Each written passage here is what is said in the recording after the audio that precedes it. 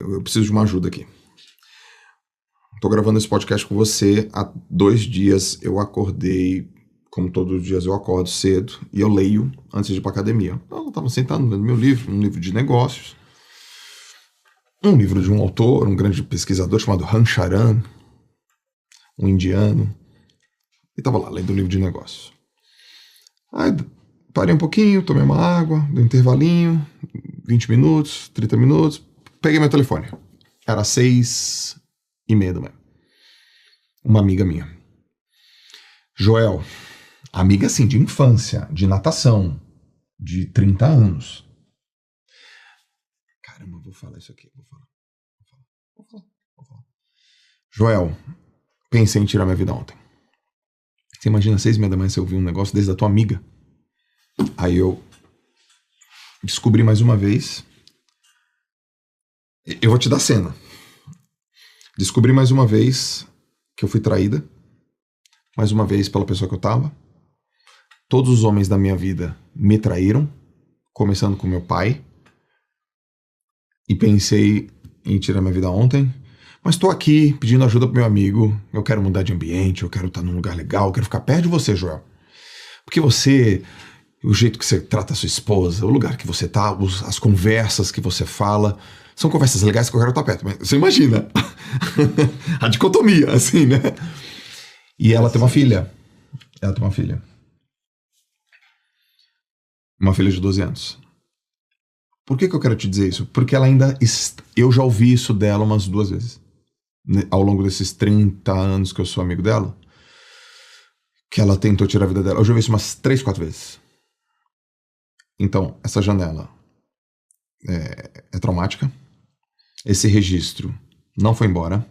Esse discurso continua. Não foi apagado. Não foi apagado. Eu já ouvi ao longo de 30 anos, umas 4 vezes. Ela tem uma filha. E isso não foi motivo para ela não pensar isso. Eu tenho 3 filhos, tá, doutor? Então eu fico pensando assim, caramba, imagina, né? Eu coloco os filhos na cena, eu coloco tudo na cena. Claro. E ela realmente pensou, e o discurso foi: todos os homens da minha vida me traíram, começando pelo meu pai.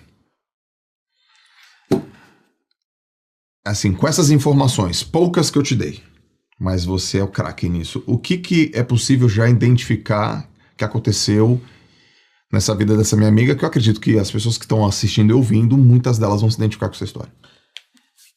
E é uma história muito interessante, mais comum do que se imagina. Número 1, o passado explica o nosso presente, mas não pode explicar o nosso futuro.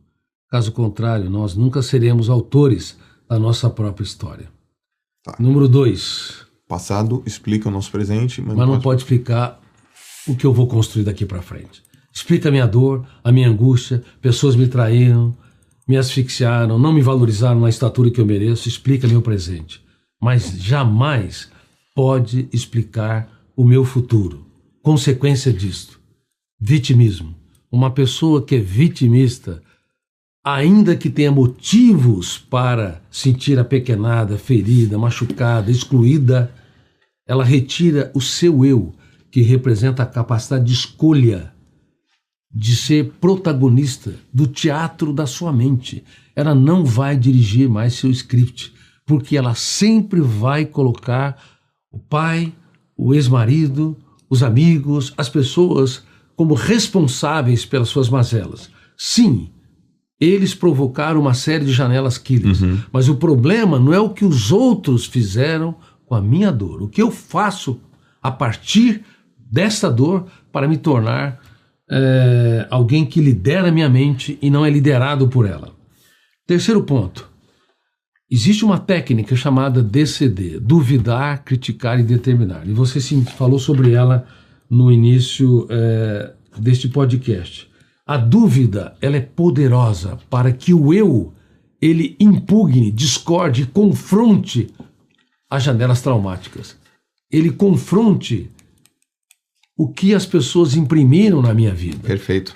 Então, se eu não duvidar, e a dúvida é realizada com autoridade, se eu não duvidar de tudo aquilo que me controla, tudo que eu creio, se tornará um cárcere mental. Exato. A crítica é o princípio da sabedoria na psicologia. Veja bem, a dúvida na filosofia, a crítica na psicologia. Eu tenho de criticar os pensamentos tóxicos todos os dias, mas não criticar como uma pessoa vitimista, mas como protagonista, como autor da própria história, com autoridade, discordando seriamente da minha posição de me curvar à dor e de me tornar escravo dela. E a outra parte da técnica, que é o terceiro elemento, duvidar, criticar e determinar ou decidir. Todos os dias, cada ser humano tem de fazer escolhas. Todos os dias. As escolhas são diárias, só que nós não fazemos.